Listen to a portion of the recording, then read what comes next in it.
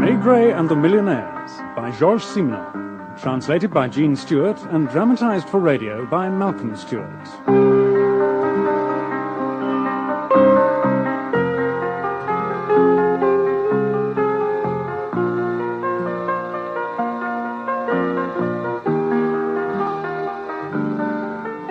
With Maurice Denham as Superintendent Maigret, Brian Haynes as Inspector Lucas, John Rye as Inspector Lapointe, Andrew Sachs as Mr. Arnold, Jane Wenham as the Countess, and David March as Van Merlin.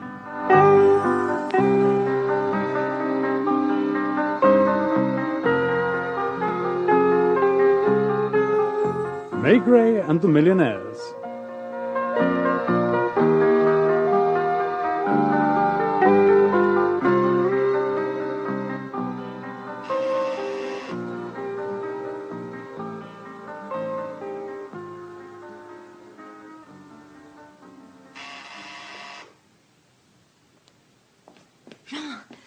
What? Oh, what time is it? 3 o'clock. The yellow's flashing. The yellow? Oh, that's room service. Where's Jules? Oh, just coming. Jules? Yes, what is it? Yellow's flashing. At this hour of the morning? What number? 332. 332? Oh, all right, I'll see to it. Who's in 332? The Comtesse Bavarini. The little Countess? That's what they call her. Did you notice the change in Jules when you gave him her room number? Oh, she's very popular with the old boys. It's her childish quality. She's had that suite for over a year, and I'm pretty sure she doesn't pay for it. Who does then? The English Colonel at 347. He can afford to. They say he's a millionaire several times over. Colonel Ward. Didn't Jules take a bottle of champagne along to them about an hour ago? Yeah, champagne for her, a bottle of whiskey for him, in her suite. It's the same every night, regular as clockwork. Madame la Comtesse. Madame la Comtesse. Oh.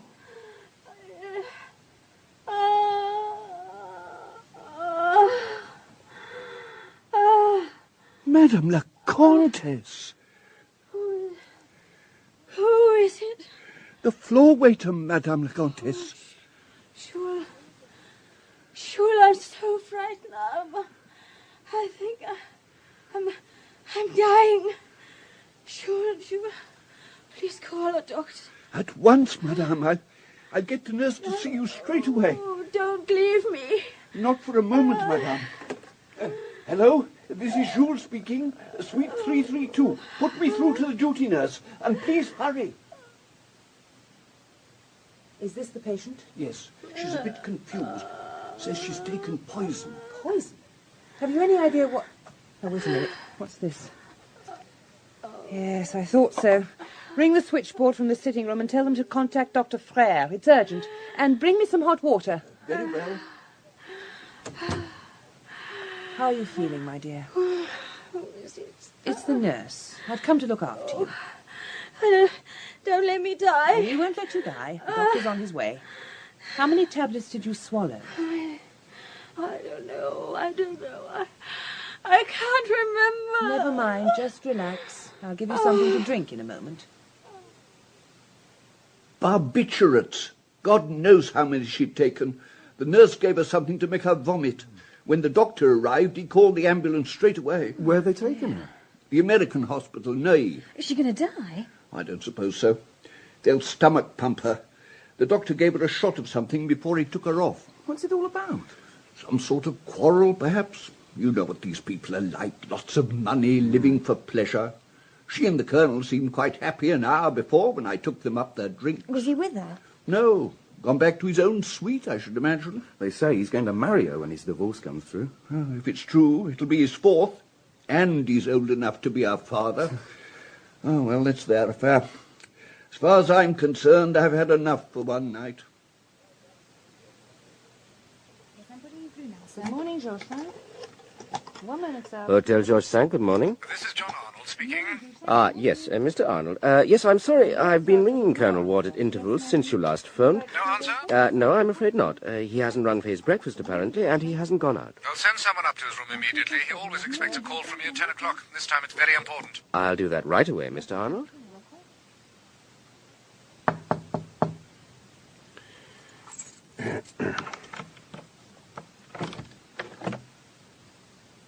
Colonel Ward?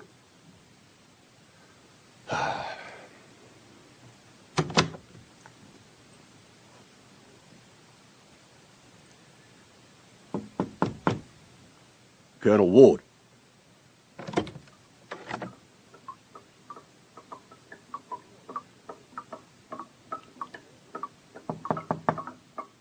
Colonel Ward. Are you there, Colonel? Colonel Ward? Oh, my God.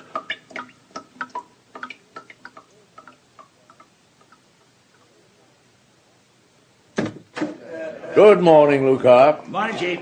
Janvier, Lapointe. Chief, sir. Anything to report? Nothing exceptional. Fight on the Rue de Poitiers, arrest for soliciting and drunkenness, an attempted suicide. It's all on your desk. Right. Inspector Lucas.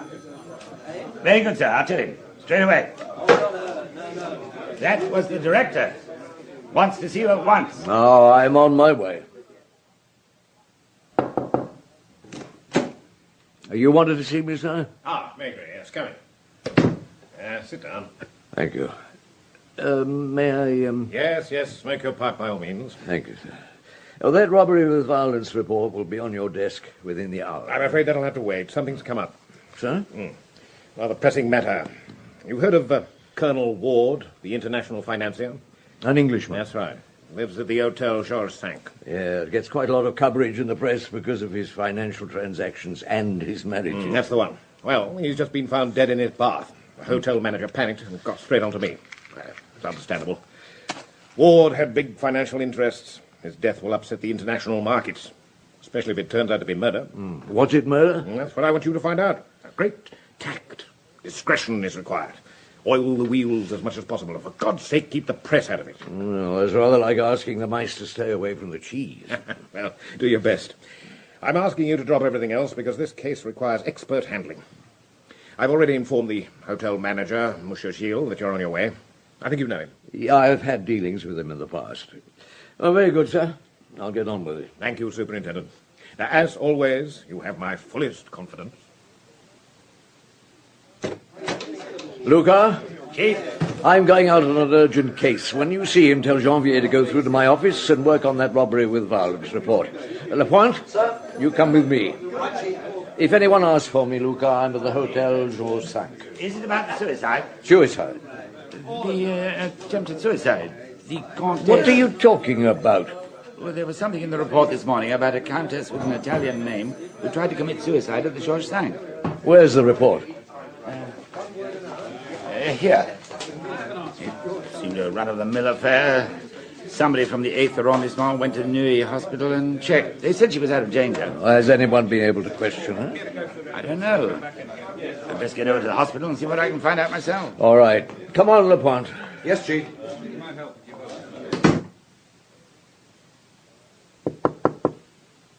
Come in. Oh, excuse me. Is this Colonel Ward's, the late Colonel Ward's suite? Superintendent Maigret. I am Gilles, the manager. We have met before. Oh, yes, indeed. This is my assistant, Detective Sergeant Lapointe. How do you do, sir? Come in, please. This is Dr. Frere, who looks after the hotel guests. Doctor. Superintendent. I take it you've confirmed the death? Oh, yeah. Have you any idea when? Sometime during the early hours of this morning, I should imagine. Only a post-mortem can establish that accurately. May I see the body? Yes, the bathrooms through the bedroom. Wait here, Lapointe. Yes, sir. In here. Oh, thank you.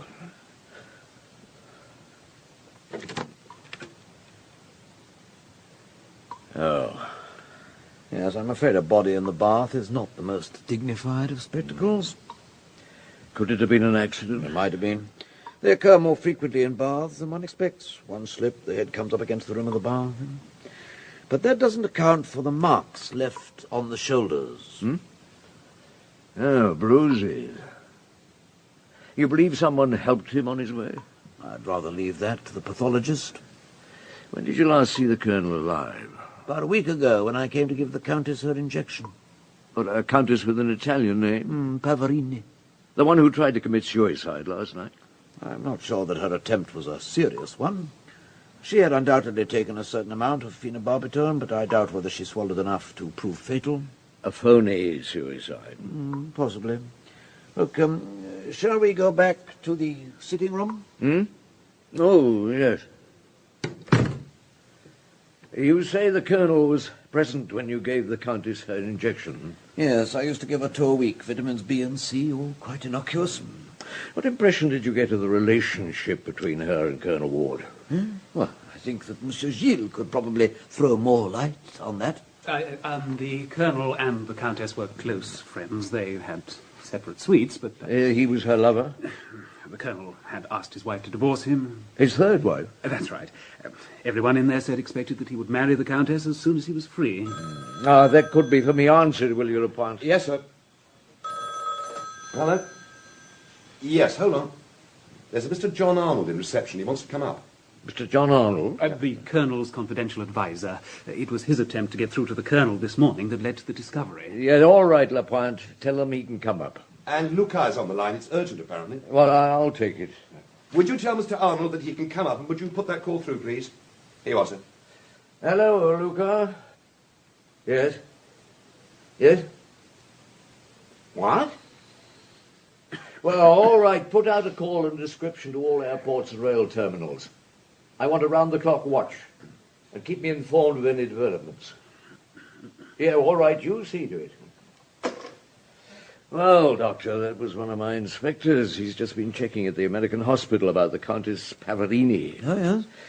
Now, do you think it possible, Doctor, that if the Countess had taken a dose of barbiturates large enough to kill her, she would have been able, after your treatment, to get up unaided about half an hour ago and leave the hospital? What? Is Monsieur Gilles here? Mr. Arnold. So I understand, Monsieur Gilles, that Colonel Ward's body is in the bathroom. May I go through? Superintendent. No, that's all right. Superintendent, you say the Countess left the American hospital half an hour ago? Yes, apparently on her own initiative, without telling anyone. Have they any idea where she can have gone? Well, apparently not, and since she's not come back here, I suspect her intention is to leave Paris. That's why I've ordered a watch on all airports and rail terminals.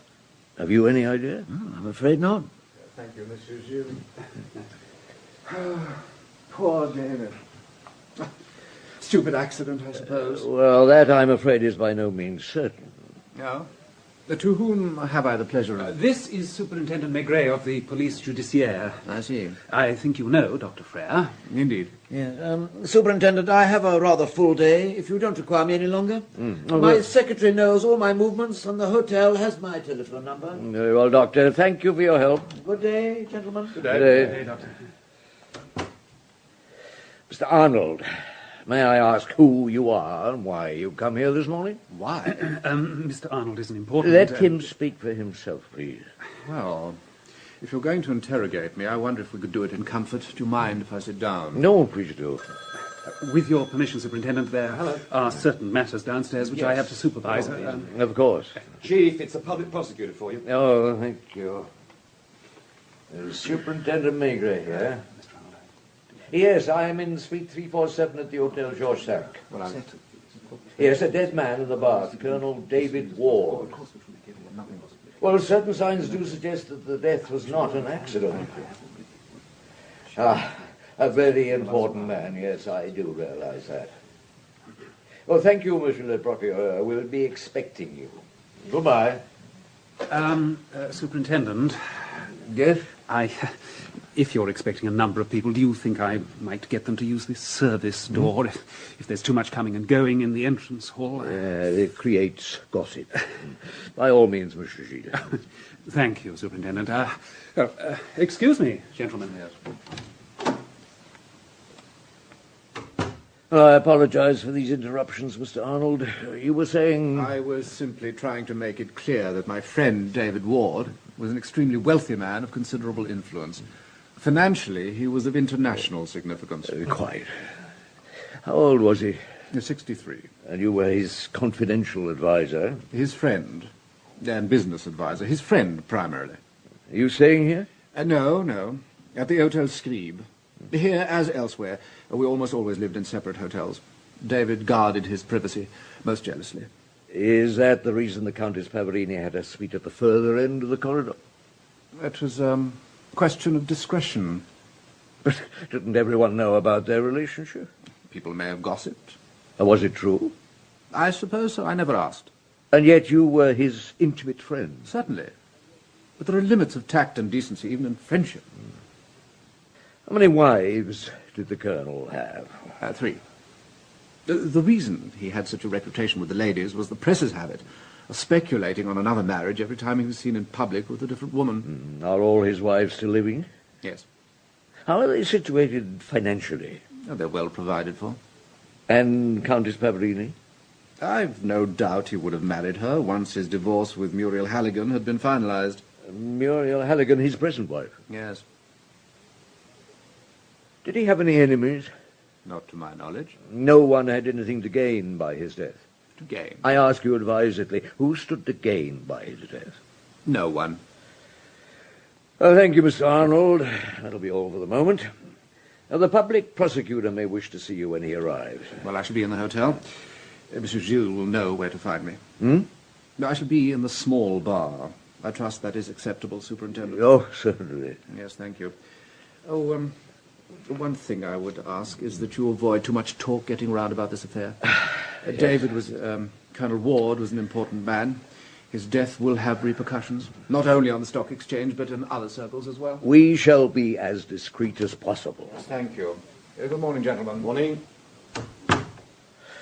Lapointe. Chief? Oh, you'd better ring the K, get the technical chaps along, fingerprints, photographs, the works. Oh, and the pathologist, Dr. Powell, of course. Right, Chief. In the meantime, I'll have a look round the suite. Well, somehow I don't think I'm going to find anything that's going to help us. Please go in, gentlemen. Oh, thank you. Thank you. I think you know Superintendent Maigret, Monsieur le Procureur. Indeed. Good morning. Superintendent, this is Monsieur Calais, the examining magistrate appointed to this investigation. How do you do, sir? Superintendent.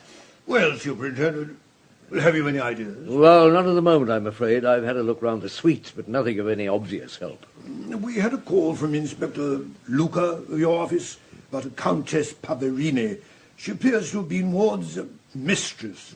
Now, I gather she tried to commit suicide last night. That's correct. Now, she's disappeared from the hospital. Well, I've had a watch put on all airport stations and other outlets for Paris. A discreet watch, I trust.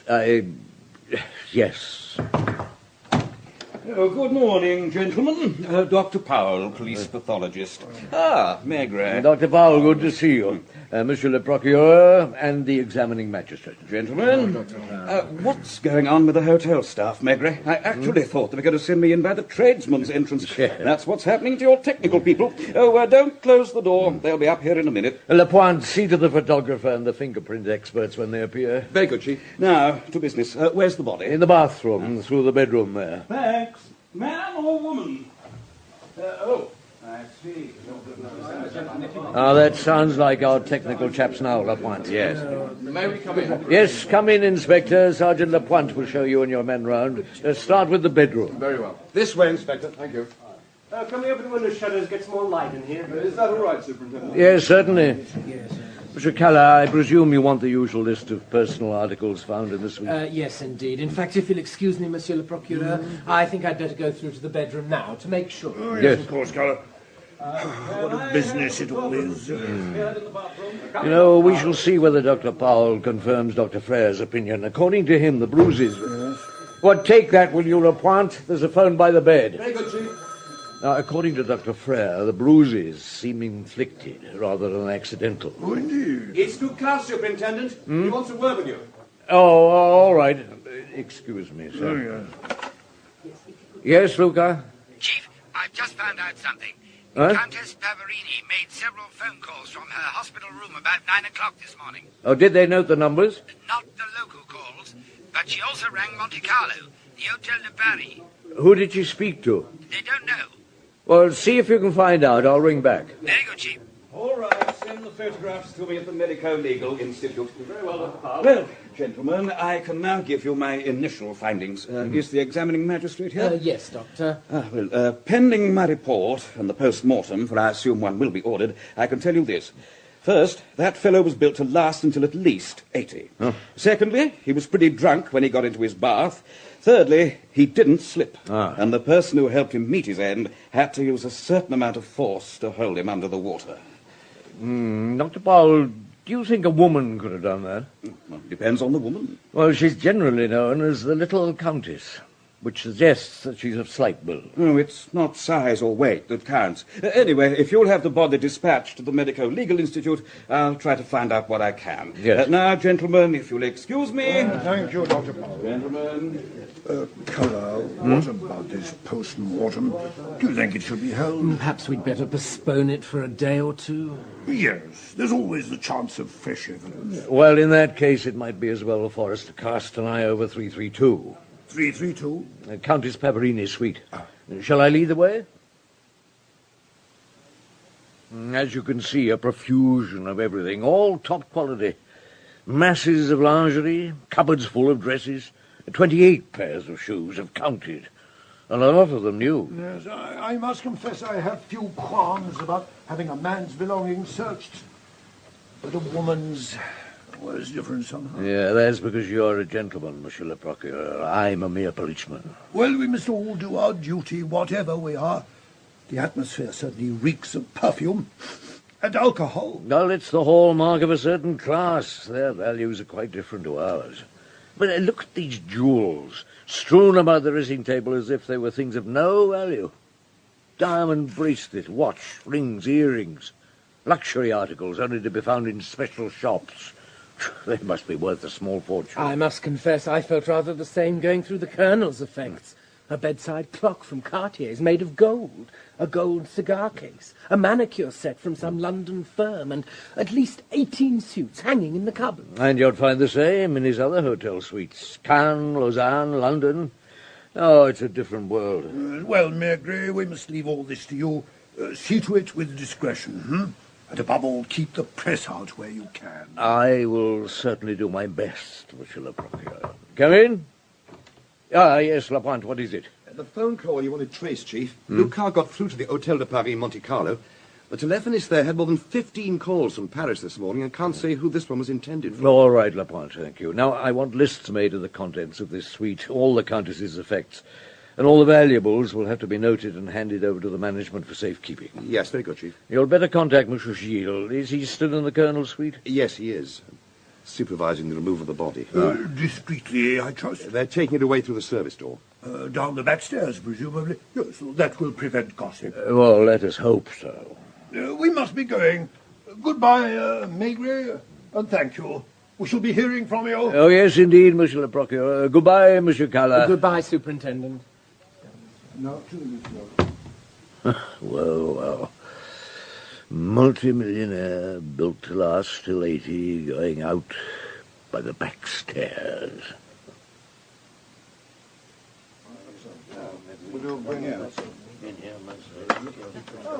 Mr. Arnold?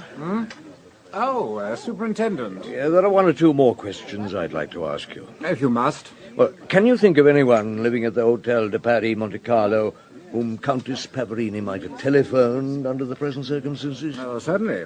Jeff Van Merlen. Jeff Van Merlen? Her second husband. Ah. Yes, owns the Belgian chemical firm. He's got a villa at Mougins near Cannes, but most of the time prefers to stay at the Hotel de Paris. Are they kept on good terms? Excellent. And what about Van Merlen and the Colonel? They were old friends. And Count Pavarini? A bit of an adventurer. No money. And they divorced? Yes. I see. Oh, just one more question. Who is the Colonel's lawyer? Oh, good heavens, had a great many. In London, the solicitors Philp and Hadley. In New York, Harrison and Shaw. In Lausanne... Yet, which of these firms do you think he entrusted his will? He left wills all over the place. He was always changing them. Oh, thank you, Mr. Arnold. I'll try not to bother you further. Well, don't forget what I've told you. Be careful. We don't want trouble. Look, I never want trouble, Mr. Arnold, and I'm always careful. Excuse me.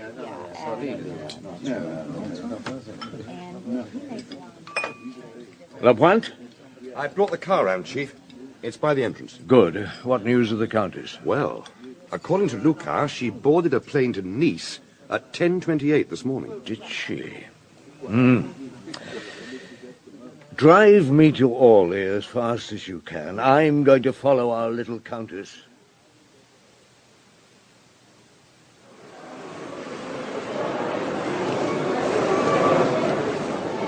Superintendent Maigret. Yes? I'm Inspector Benoit. Welcome to Nice. Thank you. In response to the inquiry we received from Orly, the lady in whom you're interested, Countess Pavarini, arrived here about 2 hours ago. She left the airport, but returned just in time to catch the Swissair flight to Geneva. Was she alone? No. She was accompanied by an important-looking gentleman who apparently had rung earlier to reserve a seat for her. Did he ring from the Hotel de Paris by any chance? I don't know. They can tell you in the office. Was his name Van Merlen? Van Merlen. That seems to ring a bell. This way, Superintendent. Monsieur Van Merlen is expecting you. Thank you. His suite is just along here. I'm Jean, Monsieur Van Merlen's personal assistant. I know he's looking forward to meeting you. He's followed some of your investigations with the greatest interest. By the way, he asks you to forgive him for receiving you while having his massage, but he has to go out immediately afterwards. Here we are. Please go in. Thank you. Superintendent Maigret. Oh, come in, Superintendent. I'm in the bedroom having a massage. So come in, take a chair, make yourself comfortable. Thank you. I'm sorry to receive you like this, but I'm giving dinner for 20 at the Sporting Club this evening. Have you nearly finished, Robert? Just about, monsieur. I expected a visit of some sort, but I imagined I would merely get a local inspector. That you should have taken the trouble to come personally. Thank you, Robert. Of course, I knew that you would pick up Louise's track, and I warned her this morning on the phone not to try to hide. Not that I really knew what had happened. She was much too frightened to give any details, almost incoherent. Your bathrobe, monsieur. Thank you. Same time tomorrow. Oh, no, wait a minute. I have an appointment. Say 4 o'clock. Very good, monsieur. Do you know her? Well, the Countess. I'm afraid not. She's a funny creature. One of the oddest and most engaging women in the world. Will you excuse me if I take a shower? I'll leave the door open. We can go on talking. I suppose you're in touch with Paris? What's the latest news? The investigation's only just begun. No, I don't mean the police. What about the papers? Have they published anything yet? Not as far as I know. I wouldn't be surprised if one of the Phillips brothers hasn't already taken a plane to Paris. Phillips? The London lawyers? Yeah. Who could have given them the information? Arnold, of course. And as soon as the women get to know. Oh, you mean the Colonel's former wives? Well, they are the most interesting parties. I don't know where Dorothy is, but Alice must be in Paris. And Muriel, who lives in Lausanne, will be aboard the first plane for Paris. Where are the drinks, Jean? Just bringing them, Monsieur Van Merlen. A martini, Superintendent. Oh, thank you. Leave mine on the bedside table. Yes, monsieur. And, will you look out my evening ties and dress cufflinks? Right away, monsieur. I must apologize for getting dressed like this while discussing such a serious matter, Monsieur Maigret. It's just that I'm a little pressed for time. No, I quite understand. See, David Ward was a good friend of mine. We'd known each other for over 30 years, and we were partners in a number of enterprises.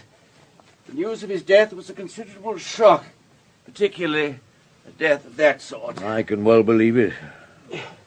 Are you planning to go to Lausanne to see the Countess? I may. I assume you know she's there. Huh? I sent her to the Lausanne Palace where she feels at home, not to hide from the police, but to save her from being beset by journalists and from all the complications that are bound to ensue. She'll be in a calmer frame of mind than she was this morning when she called me from Paris. She was talking so incoherently that I told her to get the first plane and come down to see me. How long were you married to her? For 2.5 years, and we're still good friends. That's why she turned to me. I met her when she arrived at the airport. We had lunch in Nice. She told me everything. You don't suspect her of killing David, do you? Look, that would be a mistake.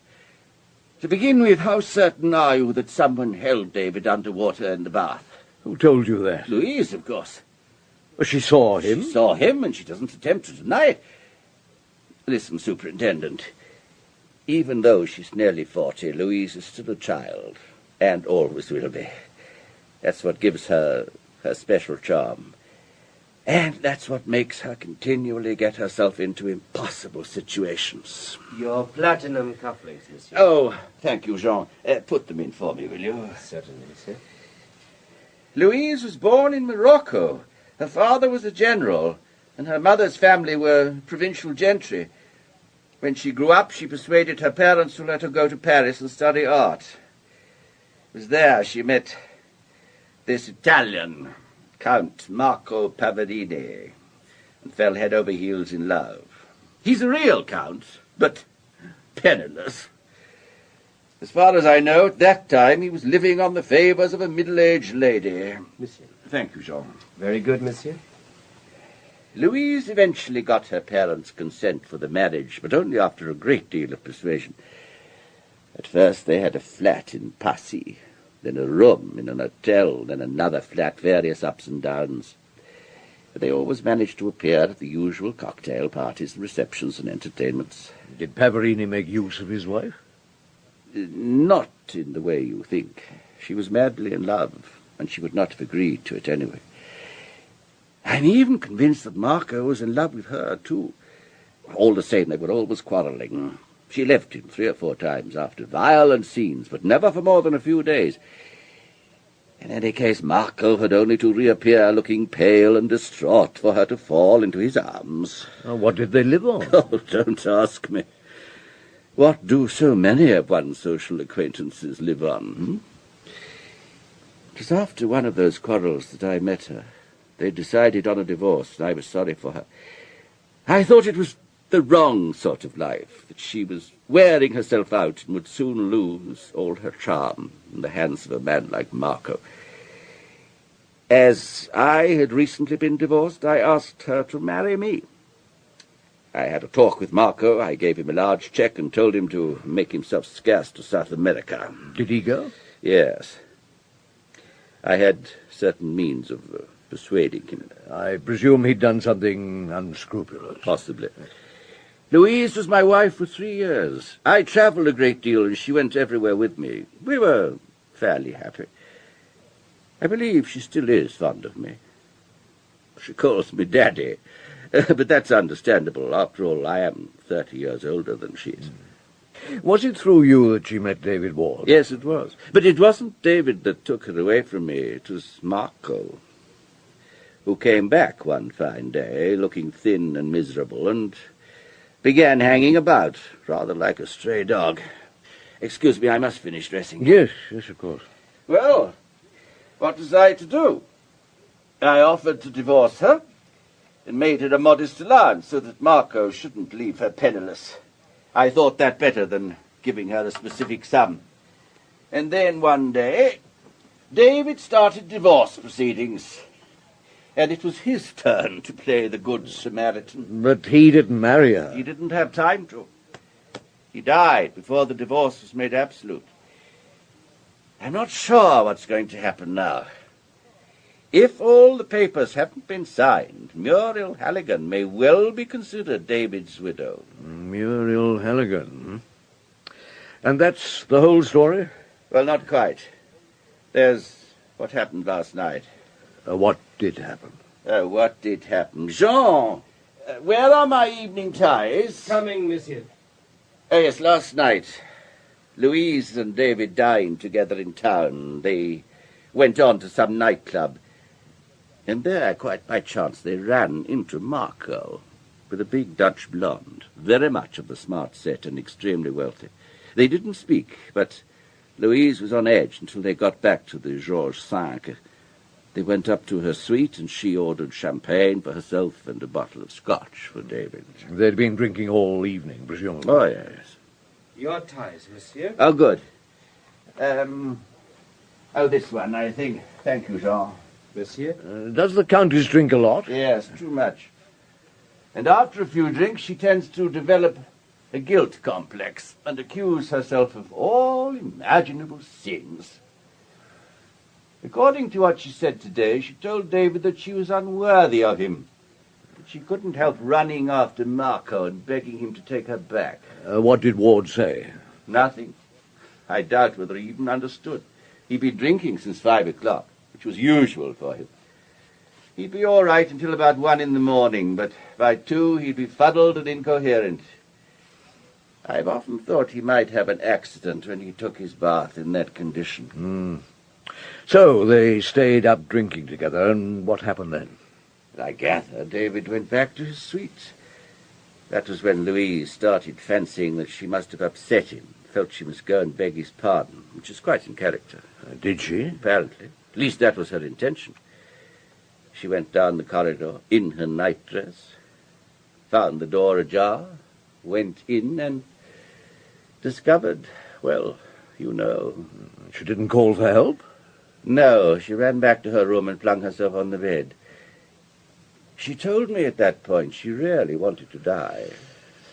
How many tablets did she take? I know what you're thinking. She wanted to die because that would have settled everything, but she wouldn't have minded going on living. And precisely. The fact remains that she rang the bell in time. Put yourself in her place. It was all a nightmare. When she recovered consciousness and found herself in the hospital, her first thought was to ring Marco, but she got no answer. So she rang me. And that's the full story? As far as I know. But if David was murdered, and I bow to your judgment, I swear it wasn't Louise who killed him. And I haven't the slightest idea who could have done it. And now I really must go. And I really mustn't keep you. Well, thank you for your cooperation, Monsieur Van Meulen. Thank you for being so patient, Monsieur Maigret. It's been a pleasure meeting you. Jean, Monsieur. If anyone asks for me, I'm at the sporting club. What shall I do if it's New York? Oh, tell them I've thought it over and the answer is no. Can I give you a lift anywhere, Monsieur Maigret? No, thank you, no. I have a call to make to my office in Paris. Hello, Maigret here. Is Luca there? Luca speaking, Chief. I'm calling from Monte Carlo. What news? You know it's all been leaked to the press. Oh, yes? Ward's English lawyer came over from London. He insisted on a personal interview with the director. They were closeted together for over an hour. Any reactions? Everyone's lips are sealed, except those of the press. Naturally. The journalists invaded the shore sank and the hotel detective had to throw them out. They're saying the Countess may have committed the crime and you're personally on her track. The usual guff. Is Lapointe busy? No more than usual, Chief. Good. Now, get him to find and interview Count Marco Pavarini. Ask him when he last saw the Countess. What does he know of Ward's death? What was he doing when Ward was killed? That sort of thing. Very good. Tell Lapointe it's urgent. Any other developments? John Arnold rang up, furious about the press. We managed to calm him down. What are your plans, Chief? I'm staying here in Monte Carlo overnight. Tomorrow I'm flying to Lausanne. The Countess? All being well. Welcome to the Lausanne Palace, Superintendent. Did you have a comfortable trip? Reasonably comfortable, thank you. Is Countess Pavarini in her suite? Yes, indeed. I suppose she's not up yet. She rang for her breakfast half an hour ago. Shall I let her know that you're here? I think she's expecting you. That means someone's been on to her. Has she had any phone calls? Yes, I checked as you asked. I have a record of them. She had a call from Monte Carlo at 1 o'clock this morning. May I see? Here you are. Thank you. Yes, Van Meulen. I see she rang Paris early this morning. Did she get an answer? Yes, she left a message to be rung back. Marco Pavarini. And she rang Monte Carlo about 10 minutes ago, a 6-minute call. Well, thank you. Will you let her know I'm here? I'll go up. Certainly. No, that's all right. I'll find my way. Come in, Superintendent. The door is on the latch. Thank you. They told me you were on your way up. Please sit down. I'll be with you directly.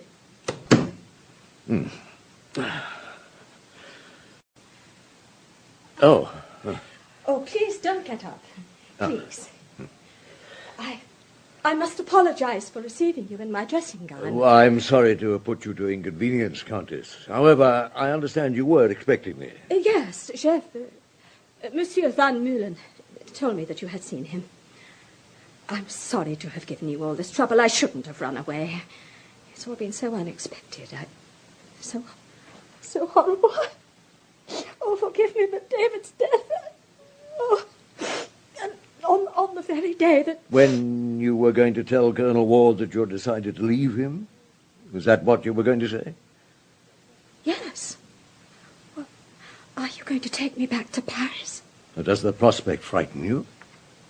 I don't know. Chef advised me to go with you if that was what you wanted. I do whatever he tells me. He's a wonderful man, so kind, so intelligent.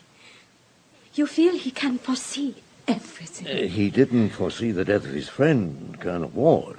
No. But he foresaw I'd go back to Marco. That you'd go back? Mm. I thought you didn't speak to Count Pavarini when you came face to face with him at the nightclub. No, that's true, but all the same, I'd made up my mind. No, I just can't explain it. Things were going so well, I thought I was cured of Marco. David and I were going to get married as soon as the final documents were signed. And you had no intention of breaking with the Colonel when you went out to dinner with him earlier that evening? No. All the same, I suspected it would happen one day. Why? Because it had happened before. You'd left the Colonel? Yes. For Marco? Yes. But it didn't work. I knew it wouldn't work this time. And yet you were prepared. Why didn't it work? Marco's got no money. And neither have I. I've nothing at all. If Jeff hadn't sent money to the bank this morning, the cheque I signed at the airport for my plane ticket would have bounced. He had to give me some money yesterday so that I could come here. I'm very poor. Well, what about your jewellery? Oh, I have some jewellery, yes, and my mink, but that's all. What arrangement was there between you and Colonel Ward? He didn't keep me, if that's what you mean. He paid my current expenses. But I never had any money in my bag. Well, come to that, David never had any money about him either. It was Arnold who paid all the bills at the end of the month. And that's all come to an end, and I'm 39. Oh, forgive me. I've got to... Whiskey? Yes. Sometimes I can last for weeks without drinking, but when I get into the state I'm in now, I have... Tell me more about Marco. Mark? I hadn't decided anything. And when I saw him with that woman at the nightclub, it gave me a shock. Did you know her? Anna de Groot, yes. She's divorced. And her ex-husband had business dealings with David. I knew that she and Marco had had an affair at Deauville. Well, I'd even heard that she had decided to marry him. And you were determined to prevent that marriage? Yes. So it's Marco who should have been killed. What do you mean? Did the thought of killing him never occur to you? Did you never threaten to do so? How did you know that? Did Chef tell you? No. Oh, it wasn't like that. Oh. At the Monseigneur, I got very worked up. I wanted to make a scene, go and drag Marco away from that horrible woman. David insisted on our leaving. In the car, I never said a word. I planned to slip out of the hotel later on and go back to the nightclub. David must have guessed because he suggested that we should have a final drink in my suite. Did you tell him you intended to leave him? Oh, I told him everything. That I was just a bitch. That I'd never be happy without Marco. That Marco only had to appear for me. What did David say? He just went on quietly drinking his whiskey. Did anything happen between David and yourself? Oh, you don't understand. Nothing ever happened. David had drunk a good deal, as he always did at bedtime. after he had gone, I just wanted to crumple up on my bed and stop thinking. I said to myself that it wouldn't work out with Marco, that it could never work out, that it would be better if I died. How many tablets did you take? Oh, I don't know. A handful. It made me feel better. I was crying, and I began to fall asleep, and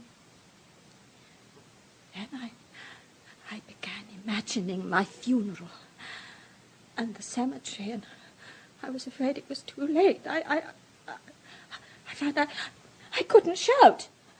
The bell push seemed very far away. My arm was heavy, just as in dreams when you're trying to run off. Why are you looking at me like that? Why are you lying to me? Lying? What about going to the Colonel's room? Isn't that what you told Van Merlin? Oh, please, don't be hard on me. I swear I didn't mean to deceive you. You see, it's always like that with me. I do what I can. I've got nothing to hide, and then I end up losing my head. I don't know what's happening to me. You went to the Colonel's room eventually. How long after he left you? Oh, I don't know. I remember I smoked several cigarettes. Life suddenly seemed to be terrifying. I saw myself as a lonely old woman, without money, incapable of earning a living. David was my last chance. I went in my nightgown, without even a wrap, as far as his suite, and I found the door ajar. Did you see anyone there? Only him. I nearly screamed. I'm not sure that I didn't scream. Then I ran back to my room. You met no one in the corridor? No, I heard the lift going up. That's when I began... Oh, excuse me. Hello? Yes, he's here. It's for you. Oh, thank you. Excuse me. Hello? Chief, Luca here. I was going to call you shortly. I expected you would, but I thought I'd better put you in the picture at once. Marco Pavarini is here. You found him? He came of his own accord, turned up some 20 minutes ago and asked to see you. I saw him myself. He's in your office with Janvier at the moment. What did he say? That he only learned about the business through the papers. Last night? This morning. He was out of Paris, staying in the country with some friends who were having a shooting party. Did a Dutch lady go with him? Yes, Anna de Groot. They left in her car. Apparently, he saw his ex-wife with the Colonel at the Monseigneur on the night of the murder. They didn't speak, and he went back with the Dutch woman to her place. Where? The Georges V. She's got a suite on the 4th floor. Has she? And what time was this? About 3:30. They went to bed and didn't leave the suite until 10 this morning, when he and his girlfriend drove off to the country in her car. But just before setting out on the shoot, he glanced at the papers, saw the reports, and drove straight back to Paris. I've sent someone out to check up on all this, but they haven't come back yet. And what impression did he make on you? He was perfectly at ease. Quite a nice fellow, in fact. What do you want me to do? Send Lapointe to the Georges V. Let him investigate the comings and goings on the night of the murder and question the night staff. As for your visitor, you can't do anything at this juncture. Let him go. Tell him not to leave Paris, but have someone keep an eye on him. I'll ring you back later. I understand. Goodbye, Chief. Goodbye. Was it him? Who? Marco. You were talking about him, weren't you? Yes. Are you sure you didn't meet him in the corridors of the Georges V the I other knew night? it. He was there with her. Wasn't he just above my head? Oh, yes, I know. She always stayed at the Georges V. I found out where her rooms were. They were in bed together, laughing, making love. Are you not thinking, perhaps, that Marco was elsewhere doing something very different? Oh, what do you mean? Possibly in the bathroom of the Colonel's suite, holding his head underwater. What? Are you mad? How dare you? You monster! Brute! Stop that! Brute! Stop it, I tell you! Stop it at once! Let me go! Let me go!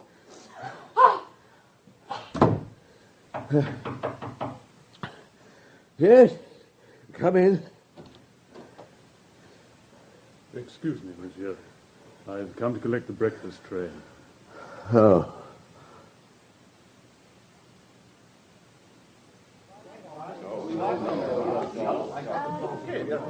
That'll be all right, Superintendent. I've had you booked on the 4 o'clock flight to Paris. Oh, good. You want to give yourself an hour for Geneva Airport.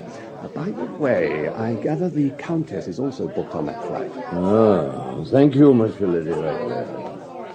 Well, I shall have over 3 hours to cool my heels, get to know Lausanne rather better. Well, here, I think, is someone who will help you do that. Chief Inspector Montjoie, Lausanne CID. What? A friend of yours, I believe. Oh, Montjoie, my dear fellow. I hardly recognize you. Oh, how long is it? Oh, nearly 10 years, Maigret. It's good to see you. I was delighted to hear that you'd honored us with your presence. May I have the pleasure of entertaining you to lunch? Oh, you may indeed. There's nothing I'd like better. Well, there's a quiet little place by the lake. A few minutes' drive away. I've got a car waiting. Well, then let us proceed. Thank you for your good offices, Monsieur le Directeur. My pleasure, Superintendent.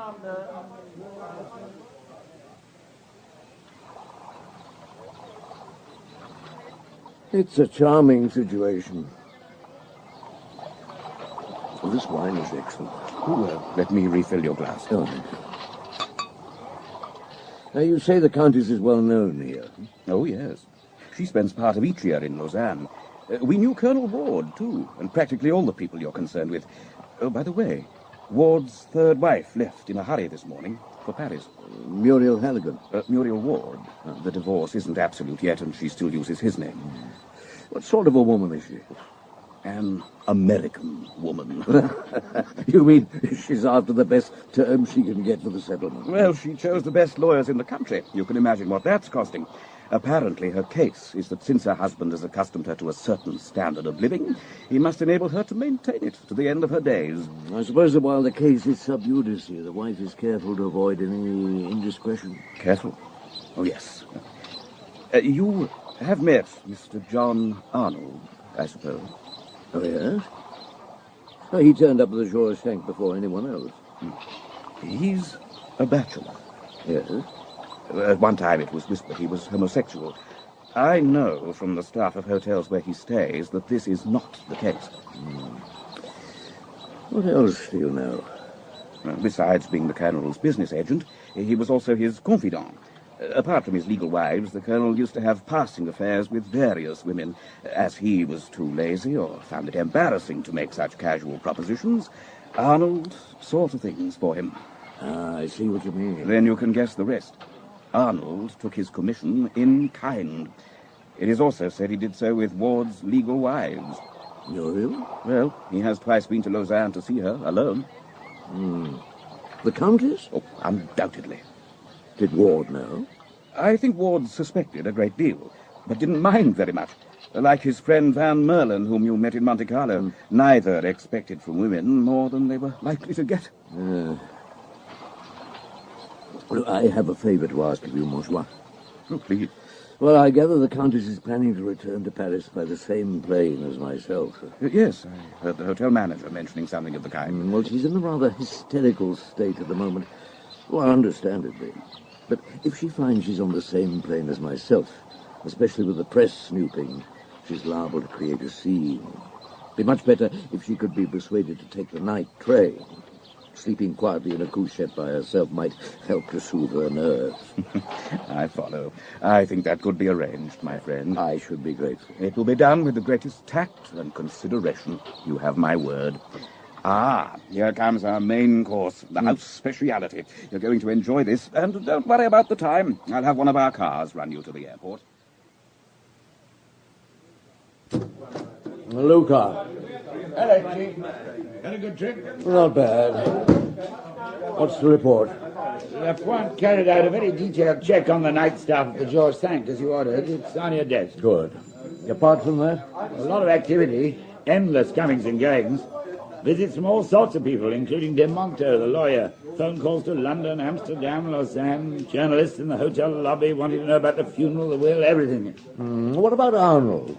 Well, this morning he went to the Hotel Bristol and conferred for about an hour with Philp, the English solicitor who came over yesterday. Then they went to an American bank in the Avenue de l'Opéra and a British bank in the Place Vendôme. In both, they were received by the manager and stayed for a longish time. When they separated, the solicitor took a taxi back to his hotel. And Arnold? He went to the Hotel des Grands Augustins at 1:45 and was joined by Ward's wife. Muriel Halligan. Yes. Apparently she'd arrived at Orly at 11:30. Did they lunch together? Yes, in a little restaurant on the Rue Jacob, which looks like a bistro, but is very expensive. They chatted like old friends, but spoke too quietly to be overheard. Then Arnold took her back to her hotel and went off in a taxi to meet Philp again. Oh, thank you. You look tired, Chief. Oh, do I? Shall we go for a quiet meal at the Brasserie Dauphine? That's a good idea. Oh, come on, then. I'll pick up Lapointe's report on the way out. Are you on to anything? Maybe. I don't know. Anyway, after we've eaten, I'm going to spend the rest of the night having a prowl around the Georges V. We'll see what comes of that.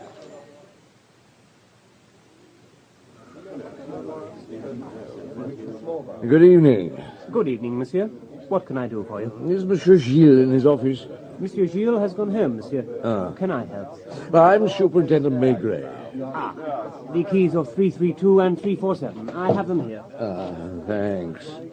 I just want to warn you that I intend to wander about the hotel for a while. I quite understand.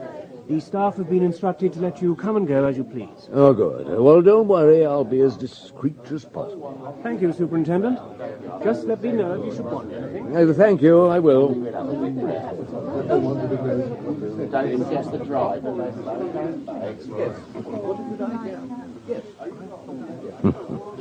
In a hotel, a detective is about as welcome as a thief. No, everything must be discreet. Everything must turn on well-oiled wheels. The people who patronize these places, it must be their home. Everything must be arranged, looked after, made convenient. What would happen if they were plunged into ordinary life? Would the Wards, Van Merlins, Peverinis be capable of elbowing their way through a crowd to take the metro? Of consulting a timetable? Of carrying a suitcase? And if this five-star life of theirs was suddenly threatened, how would they react? Can I help you, Superintendent? I'm sorry. Can I direct you anywhere? I'm looking for the bar. Straight ahead, monsieur. Thank you.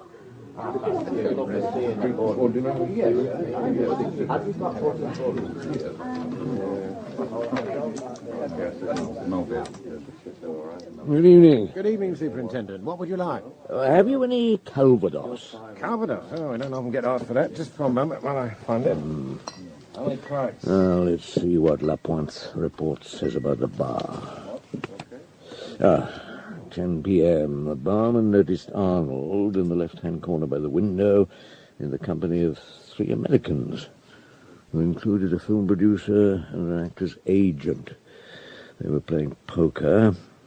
According to the night porter, the third man, who is not a hotel guest, was seen taking his leave of Arnold in the foyer about 2 a.m. Your Calvados, monsieur. Thank you.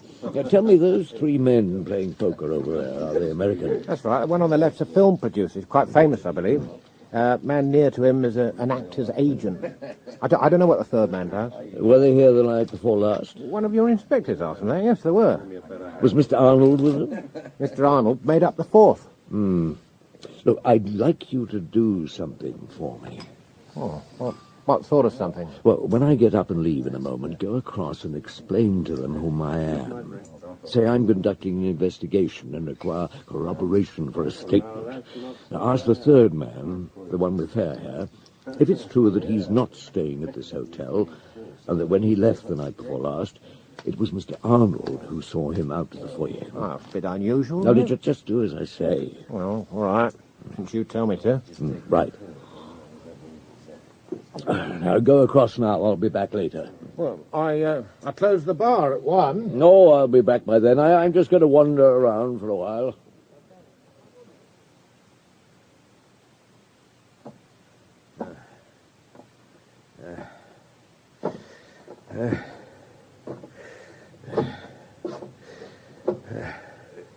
Good evening, monsieur. Can I help you? Yes. I've been walking about the hotel and now I'm lost.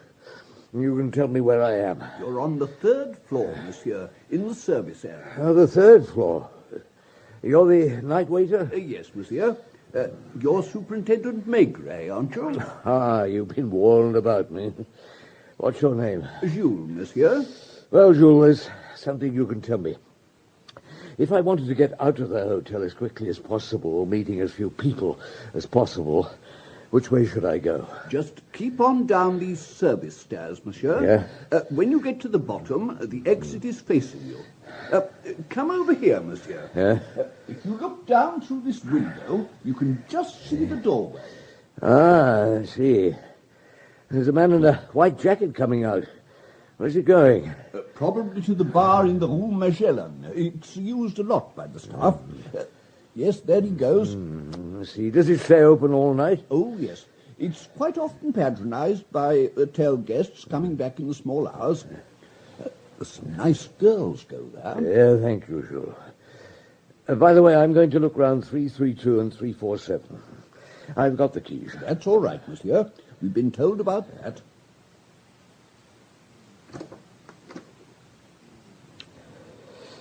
Well, everything appears to be in order. Still some whiskey left. No harm in sampling it.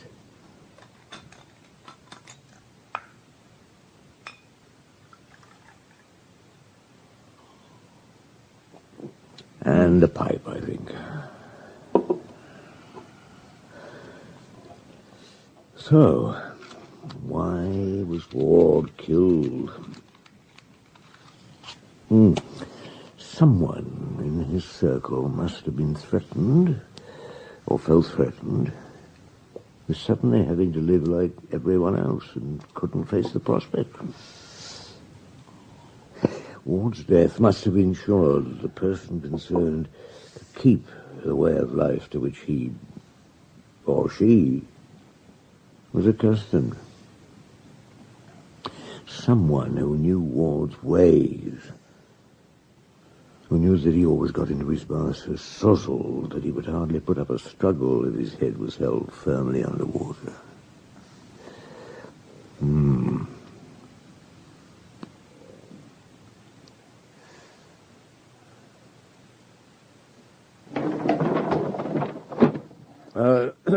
Oh, there you are.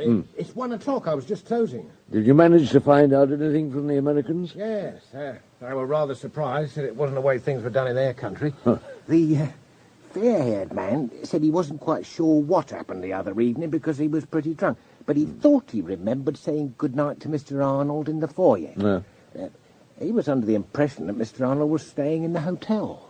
You're quite sure about that? He thought that Arnold was staying here at the George Sank? That's what I gathered. I'm sorry to get you out of bed, Luca, but things have become rather urgent. That's all right, Chief.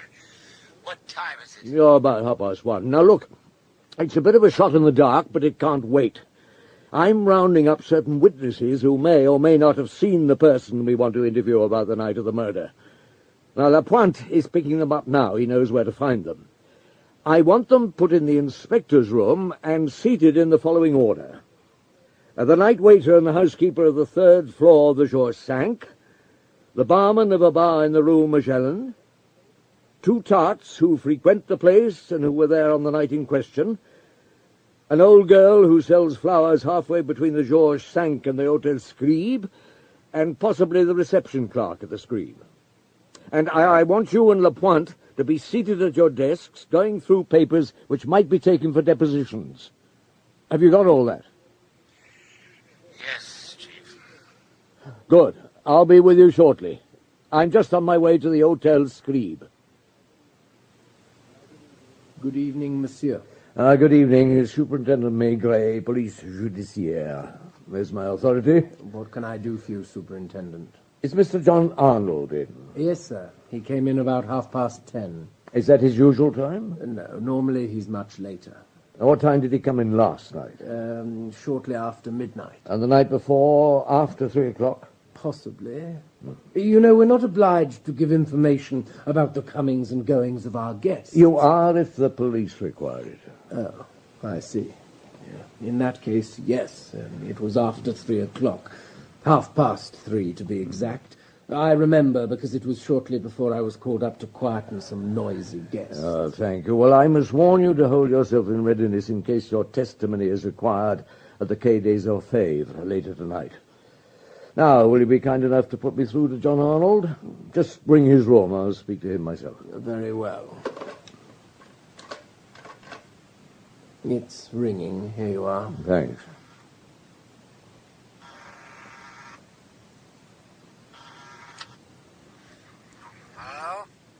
Mr. Arnold? Who is that? Superintendent Maigret. I'm sorry to disturb you, Mr. Arnold, at this hour, but I need your help.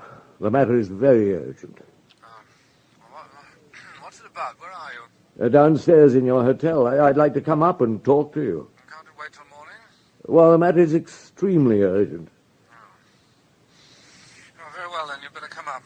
Thank you. Come in, Superintendent. Thank you. Once again, I must apologize for getting you up at this hour. I went to bed early. I had a very heavy day. Yes, I imagine there's a great deal to do in the matter of Colonel Ward's estate. I gather the English lawyer's over here. Yes, it's all very complicated. How can I help you? As you say, it is all very complicated. My men at police headquarters have made certain discoveries which I should like to bring to your attention. Discoveries? I think it would be best if we went into this with the evidence before us. As you yourself stressed, Colonel Ward's death is bound to have widespread repercussions. If you wouldn't mind getting dressed and coming along with me. Where to? In my office at the Quai des Orfèvres. Can't we talk here? Well, not in the circumstances. Oh. Well, very well. Give me a few minutes. Certainly. I'll get the desk to call a taxi.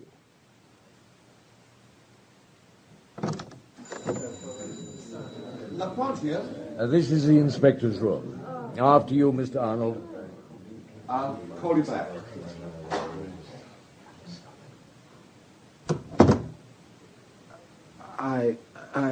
Did you say something, Mr. Arnold?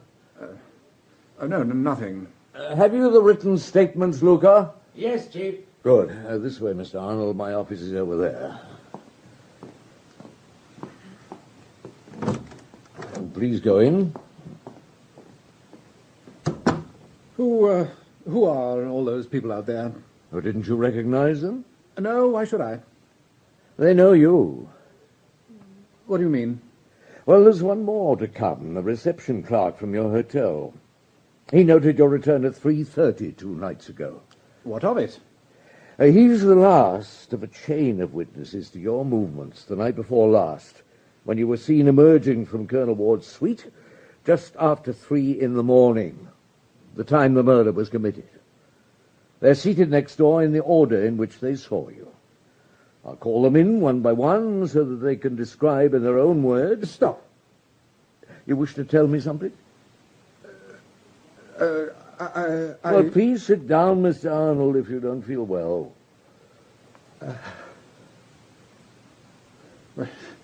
You've no proof. Proof of what? We know of your close association with Ward's wife, Muriel Ward. During the 2-year period, her lawyers were haggling with the colonels over the divorce settlement. Now, by the way, when was the divorce going to become absolute? In 3 days' time. She soon realized that even the best terms she could expect to receive as a divorced wife would compare very unfavorably with the extremely large estate she would inherit as his widow.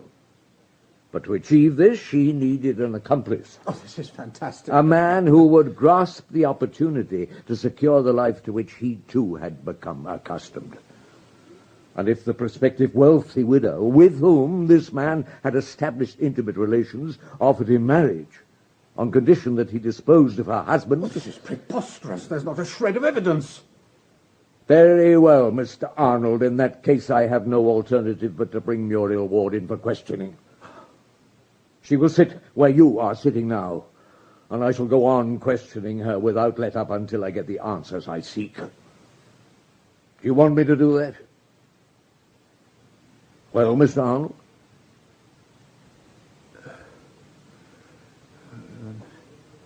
No. Then you confess to the murder of David Ward?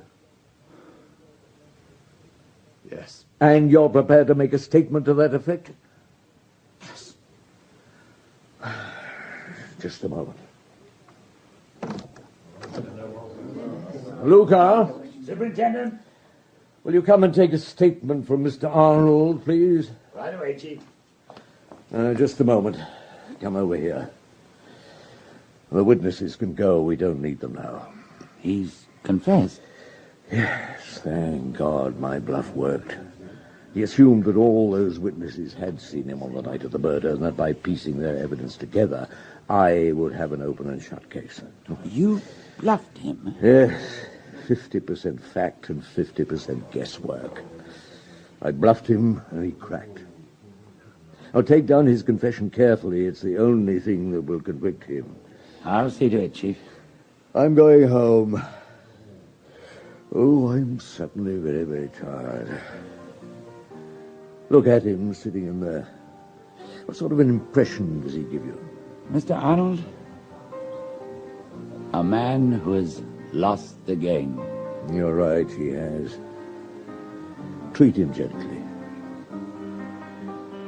Good night, Mr. Arnold.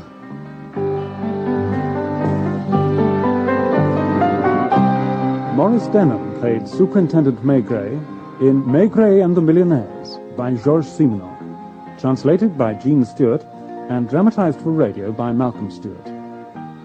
Lucas was played by Brian Haynes, Lapointe, John Rye, Mr. Arnold, Andrew Sachs, the Countess, Jane Wenham, Van Merlin, David March, Jules, Michael Bilton, the maid, Moya Leslie, the nurse, Carol Boyd, director, William Edel, the manager of the Georges V, Geoffrey Collins, the hotel doctor, Timothy Bateson, the prosecutor, Arnold Diamond, the magistrate, Clive Panto, Dr. Powell, Michael Tudor Barnes, Inspector Benoit, Ian Oliver, Jean, Sean Barrett, the masseur, Mark Straker, and the manager of the Lausanne Palace, Bernard Brown.